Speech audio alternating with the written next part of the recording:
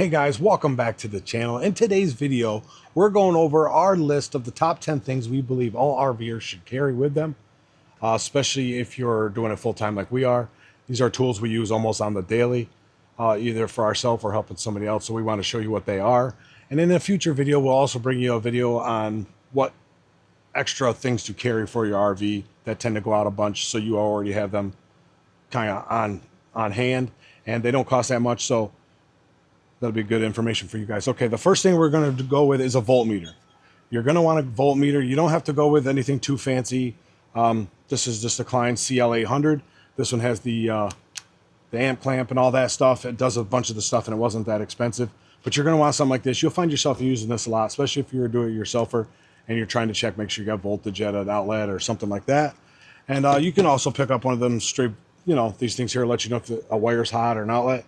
These are very handy, good things to have on hand. And you'll find more of that type of stuff you'll keep on hand as you're going along getting something. And a lot of, like I mentioned, a lot of this stuff don't cost that much, but that's the first thing. Second thing is going to be something to do with your plumbing. Let me go get that. Item number 2 on our list is the stuff to do with your plumbing. Now, most of these RVs are made up of PEX pipes, but there are a couple of the rubber hoses that they were supposed to eliminate, but they're in here now. On some of them, you'll see them, like on mine's fairly new, and I still got a rubber one that goes to the toilet. So you'll need a couple different clamps for those, but the tool will work the same. This here is just a budget tool you can get off Amazon. I forgot the price on it, but I'll leave links to this stuff down below. That helps you pinch the clamps. It's these stainless steel ring clamps. You guys see those? I'll show you how to use those in a minute. But this here will pinch those and put them where they're supposed to be.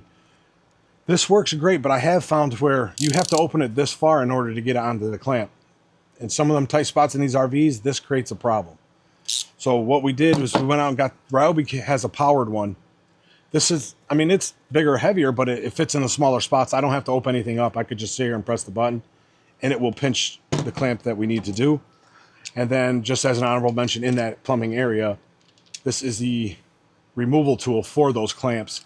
So once you get these clamps pressed on, you can just, and then you need to remove it, you can put this on and twist it. It'll take that clamp off for you. That comes in handy, believe me. Now, when it comes to these ring clamps, you're going to come across a couple different ones, like I mentioned. These are the ones, you guys can see them. I'll show you up closer, but these are the ring clamps for PEX pipe. They will fit on your standard red or blue PEX pipe. They fit right on here perfectly. And you can crimp that on there. Crimp that on there, and that'll get all your fittings in there. Like if you have like here, say for this fitting here, you would obviously push that in, put your clamp up there, an 1/8 inch from the top, like that. I'll show you how to do one of these in a minute. 1/8 inch from the top, and then you can crimp that down, and that would be set just like that. So that's those clamps, but now, when you're dealing with the rubber hoses, the clamps are going to be a little bit bigger. The rubber hoses, you're thinking those clamps, oh, they would fit. They don't really fit, especially with the thing there. So you're going to have to go to the next size up, which these are like 18.5 millimeter clamps. They'll fit over the outside of the PEX, but they're floppy. They're too big.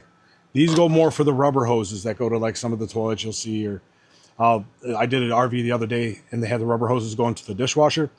We needed this size clamp, so having a couple of those on hand help also, and these tools will crimp those just the same. So make sure you know the difference in the clamps.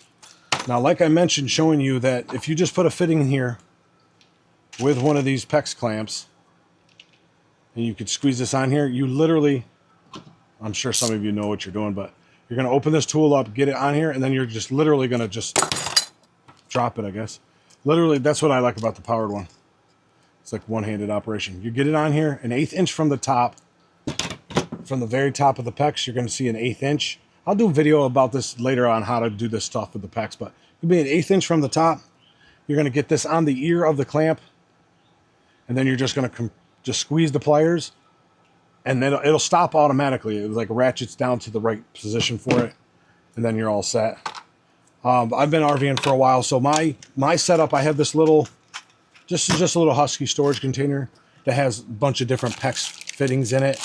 So I have them on hand. I have these things that go like for the back of the water heaters. I have a bunch of different fittings. I've made up this here so I can just you know, jump a line or something. That stuff's in there. And I have a good PEX pipe cutter.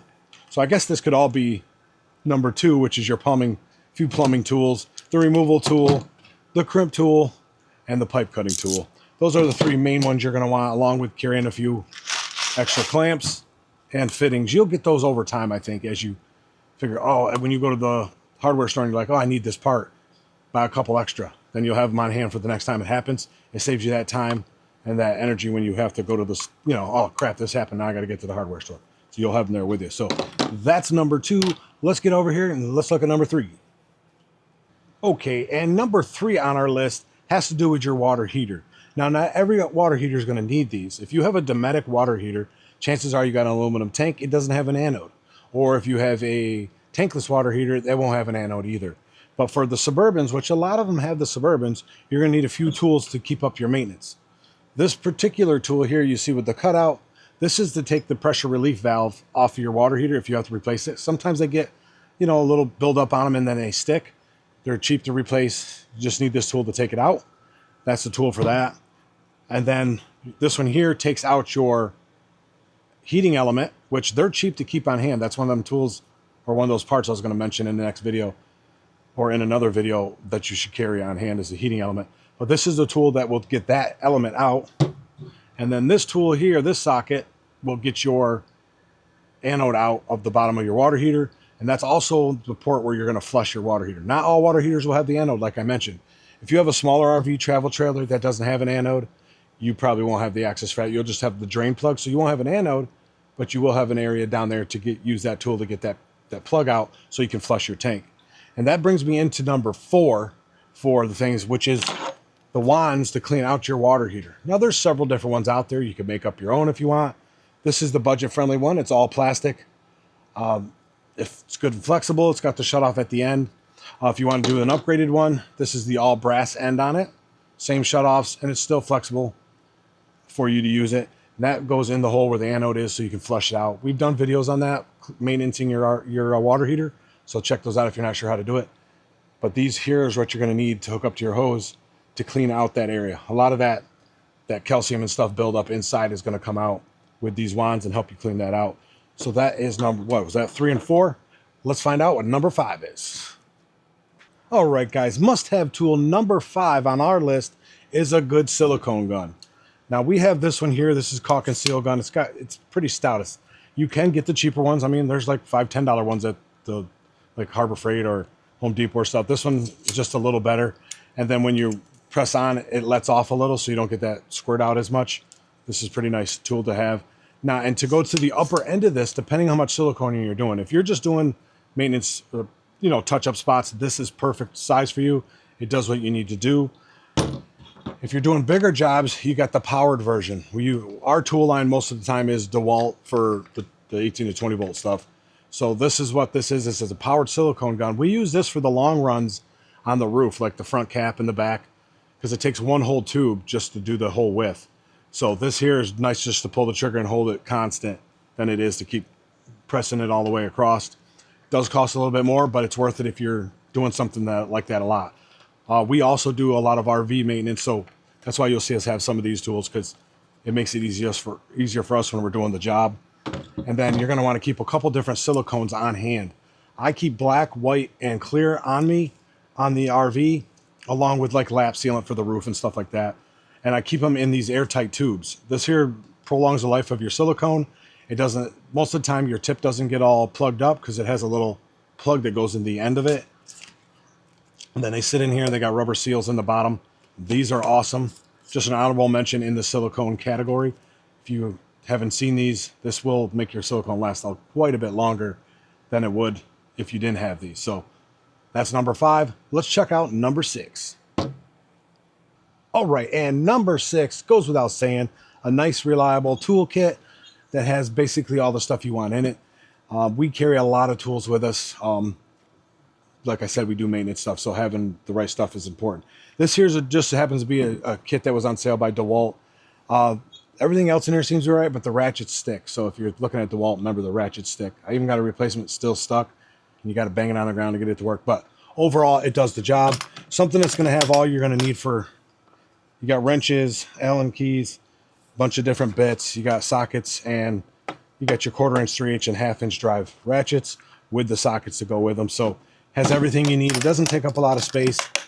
It's a little heavy, but you're going to want something like this. Also, if your toolkit could have like a pair of pliers in it, channel locks, Knipex, something in there that will help you grab on the stuff. This particular kit don't have it, but I knew that because I already had pliers and stuff I was using, so I didn't need to get my kit to have it in it.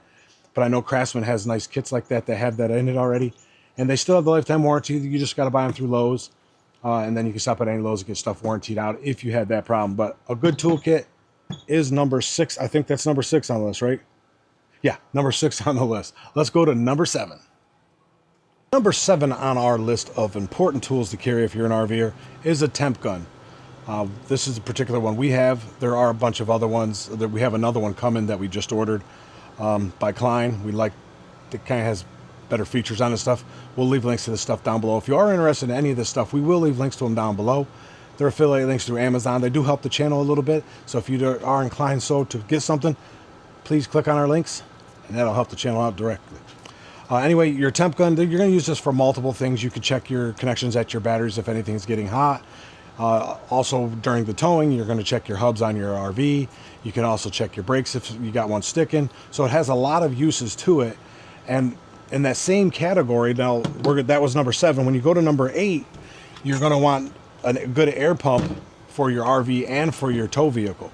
So this particular DeWalt one goes up to enough pressure that'll fill up our RV tires and our truck tires with the right pressure. Some of the smaller ones won't get to that pressure, or they take forever.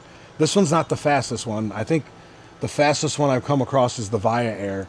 That one's pretty quick to blow up the tires, but this one works. Remember, I told you we're with the DeWalt platform, so that's why we have the DeWalt one. It does everything we need to do. Plus, it helps blow up like air mattresses and stuff. Got all the fittings for that, so that works really nice. So you want to have a good pump on board somewhere to help yourself on the road, monitoring your tires, make sure all that's good, along with your temp gun. So that was number 7 and 8. Let's go get number 9. All right, number 9 is a tool that you may or may not need. You could use soapy water a lot of times, but this here is a combustible gas detector.